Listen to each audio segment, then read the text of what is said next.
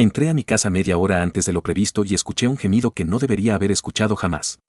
No venía de la televisión, venía de mi propia habitación, y la voz que le respondió no era la de un extraño, era una voz que conocía desde que tengo memoria, la voz de mi padre.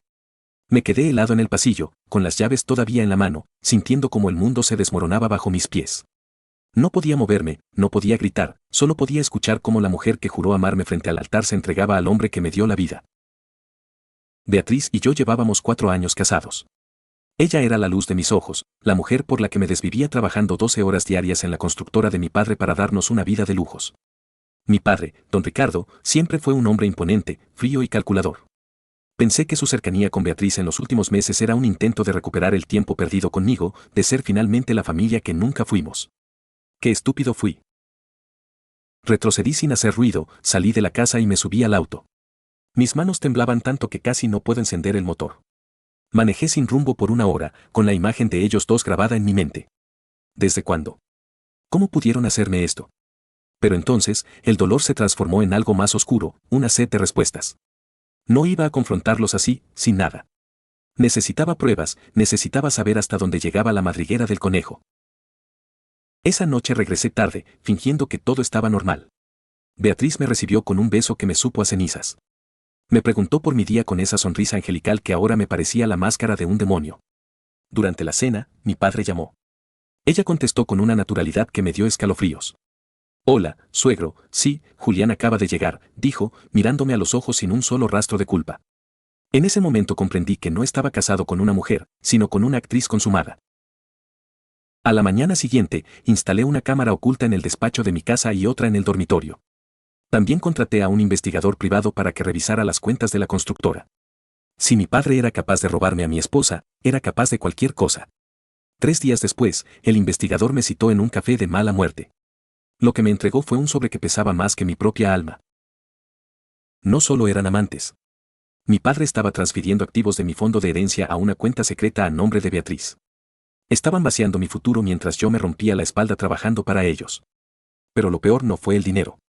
En una de las grabaciones de la cámara oculta, los escuché hablar después de estar juntos.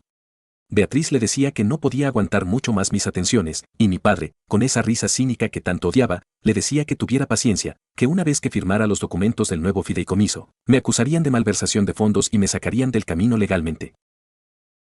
Estaban planeando meterme a la cárcel para quedarse con todo. Mi propia sangre y la mujer que dormía a mi lado estaban cocinando mi ruina. Sentí un fuego recorrer mis venas, pero no era ira ciega, era una claridad fría y cortante. Decidí que si querían un villano, les daría el mejor de todos. La cena de aniversario de la constructora era el escenario perfecto. Todos los socios estarían allí, la prensa local y, por supuesto, los 2 traidores. Durante semanas fingí ser el hijo obediente y el esposo enamorado. Incluso le compré a Beatriz un collar de diamantes, el cual aceptó con una falsa emoción que casi me hace reír en su cara. El día del evento, mi padre estaba radiante. Se subió al podio para anunciar su jubilación y pasarme el mando de la empresa, un movimiento que yo sabía que era la trampa final para hacerme firmar los documentos que me incriminarían. «Hijo, sube aquí», dijo con su voz de trueno. Beatriz me dio un empujoncito, susurrándome que estaba orgullosa de mí. Subí las escaleras sintiendo el peso del USB en mi bolsillo. El proyector estaba listo para mostrar un video de nuestra historia familiar.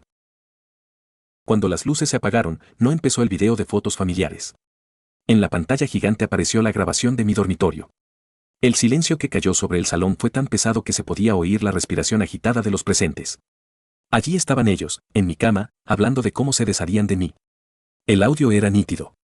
La voz de Beatriz diciendo que me odiaba y la de mi padre planeando el fraude financiero llenaron cada rincón del lugar. Giré la cabeza para verlos. Beatriz estaba blanca como el papel, sujetándose de la mesa para no caer. Mi padre, por primera vez en su vida, se veía pequeño, viejo y patético. Los socios empezaron a murmurar, los flashes de las cámaras estallaron. Me acerqué al micrófono con una calma que me sorprendió a mí mismo. «Parece que hubo un error en la edición del video», dije, mirando fijamente a mi padre. «O tal vez, finalmente, estamos viendo la realidad de esta familia. Padre, los documentos que me diste para firmar esta tarde ya están en manos de la fiscalía, junto con las pruebas de tus transferencias ilegales. Y Beatriz, los papeles del divorcio están en la mesa de entrada. No te llevas ni el collar, porque es falso, igual que tú». Bajé del escenario sin mirar atrás. Escuché los gritos de mi padre intentando dar una explicación y el llanto histérico de Beatriz, pero ya no me importaba. Al salir al aire fresco de la noche, sentí que respiraba por primera vez en años. Me habían quitado la fe en el amor y en la familia, pero me habían devuelto mi libertad. A veces, para reconstruir tu vida, primero tienes que dejar que el fuego consuma todo lo que creías que era real. Me subí a mi auto y manejé hacia la oscuridad, sabiendo que mañana el sol saldría para un hombre que ya no tenía nada, pero que finalmente era el dueño de su propio destino. La traición duele, pero la verdad libera, y hoy, la verdad había hecho justicia.